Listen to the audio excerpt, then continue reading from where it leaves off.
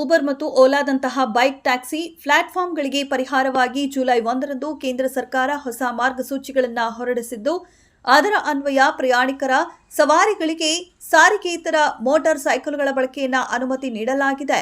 ಹೊಸ ಮಾರ್ಗಸೂಚಿಗಳ ಅಡಿಯಲ್ಲಿ ಸಂಗ್ರಾಹಕರು ಸುರಕ್ಷತೆ, ಸವಾರರ ಅನ್ಬೋರ್ಡಿಂಗ್, ವಿಮೆ ಮತ್ತು ಇತರ ಷರತ್ತುಗಳನ್ನು ಸಹ ಪಾಲಿಸಬೇಕು ಎಂದು ಹೇಳಿದೆ. ಮೂಡಾ ಪ್ರಕರಣದಲ್ಲಿ ಸಿಎಂ ಸಿದ್ದರಾಮಯ್ಯ ಅವರು ಅಧಿಕಾರ ದುರುಪಯೋಗ ಪಡಿಸಿಕೊಂಡು ಇಲ್ಲಿಯವರೆಗೆ ಕಾನೂನಿನ ಕಣ್ಣಿಗೆ ಮಣ್ಣೆರಚುವ ಕೆಲಸ ಮಾಡಿದ್ದಾರೆ. ಇವತ್ತಲ್ಲ ನಾಳೆ ಅವರು ಜೈಲಿಗೆ ಹೋಗಲೇಬೇಕಾದ ಸಂದರ್ಭ ಬಂದೇ ಬರುತ್ತದೆ ಎಂದು ಆರ್ಟಿಒ ಕಾರ್ಯಕರ್ತ ಸ್ನೇಹಮಯಿ ಕೃಷ್ಣ ಭವಿಷ್ಯ ನುಡಿದಿದ್ದಾರೆ. ವಾಲ್ಮೀಕಿ ನಿಗಮದಲ್ಲಿ ಕೋಟ್ಯಾಂತರ ರೂಪಾಯಿ ಹಗರಣ ಪ್ರಕರಣ ಮತ್ತೆ ಸದ್ದು ಮಾಡುತ್ತಿದೆ. ವಾಲ್ಮೀಕಿ ನಿಗಮ ಹಗರಣದ ತನಿಖೆ ಹೊಣೆಯನ್ನ ಸಿಬಿಐಗೆ ವಹಿಸಿ ಹೈಕೋರ್ಟ್ನಿಂದ ಮಹತ್ವದ ಆದೇಶ ನೀಡಿದೆ. ಇದರೊಂದಿಗೆ ವಾಲ್ಮೀಕಿ ಹಗರಣದಲ್ಲಿ ಸರ್ಕಾರ ಹಾಗೂ ಮಾಜಿ ಸಚಿವ ನಾಗೇಂದ್ರಗೂ ಬಿಗ್ ಶಾಕ್ ಎದುರಾಗಿದೆ.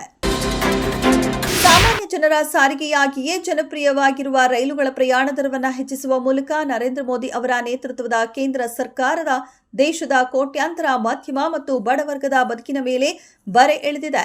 ಈ ಬೆಲೆ ಏರಿಕೆಯನ್ನು ತಕ್ಷಣ ಹಿಂತೆಗೆದುಕೊಳ್ಳಬೇಕೆಂದು ಪ್ರಧಾನಿ ನರೇಂದ್ರ ಮೋದಿಯವರನ್ನ ಮುಖ್ಯಮಂತ್ರಿ ಸಿದ್ದರಾಮಯ್ಯ ಒತ್ತಾಯಿಸಿದ್ದಾರೆ. ಕರ್ನಾಟಕ ಸಹಕಾರಿ ಹಾಲು ಮಹಾಮಂಡಲದ ಅಧ್ಯಕ್ಷ ಸ್ಥಾನಕ್ಕೆ ಜಿದ್ದಿ ಸ್ಪರ್ಧೆ ಏರ್ಪಡುವ ಲಕ್ಷಣಗಳು ಗೋಚರಿಸುತ್ತಿದೆ.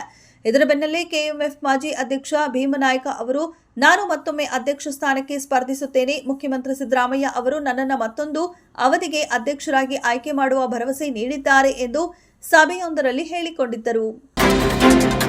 ಪ್ರಸ್ತುತ ರಾಜಕಾರಣದಲ್ಲಿ ಮುಖ್ಯಮಂತ್ರಿ ಸಿದ್ದರಾಮಯ್ಯನವರು ಅಡ್ಜಸ್ಟ್ಮೆಂಟ್ ರಾಜಕಾರಣ ಮಾಡ್ತಿದ್ದಾರೆ. ಮಾಜಿ ಸ್ಪೀಕರ್ ಕೃಷ್ಣ ಅವರು ಇದ್ದಿದ್ರೆ ಮುಖ್ಯಮಂತ್ರಿ ಸ್ಥಾನ ಬಿಟ್ಟು ಕೆಳಗೆ ಇಳಿದು ಬಾರಯ್ಯ ಎಂದು ನೇರವಾಗಿ ಹೇಳ್ತಿದ್ರು ಎಂದು ಆಳಂದ ಶಾಸಕ ಬಿಆರ್ ಪಾಟೀಲ್ ಹೇಳಿದ್ದಾರೆ.